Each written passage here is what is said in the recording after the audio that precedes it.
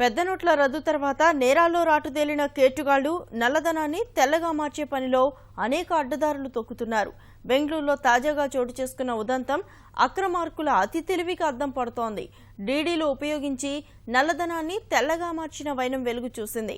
బెంగళూరులో ఓంకార్ పరిమళ మందిర్ పేరిట ఉన్న అగర్బత్తీల కంపెనీకి ఎస్ గోపాల్ డైరెక్టర్గా వ్యవహరిస్తుండగా అతడి కుమారుడు అశ్విన్ శుంకు అదే కంపెనీలో పనిచేస్తున్నాడు. ఈ నెల 15 నుంచి 18 మధ్య బసవకుండి సెంట్రల్ బ్యాంక్ శాఖలో కంపెనీ బజాజ్ ఫైనాన్స్ పేరిట 70 లక్షల రూపాయలకు డీడీ తీశారు. అందుకోసం పాత నోట్లను జమ చేశారు. అనంతరం ఆ డీడీలను రద్దు చేశారు. అందుకు ప్రతిగా బ్యాంకు వారికి కొత్త నోట్లను జారీ చేసింది.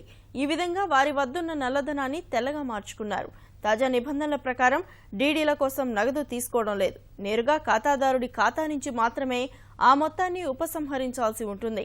ఈ వ్యవహారంలో అందుకు భిన్నంగా లావాదేవీలు జరిపిన తండ్రి కొడుకులతో పాటు ఇందులో బ్యాంకు మేనేజర్ పాత్ర కూడా ఉందని దర్యాప్తులో తేలగా ఆ ముగ్గురిని సిబిఐ అదుపులోకి తీసుకుంది.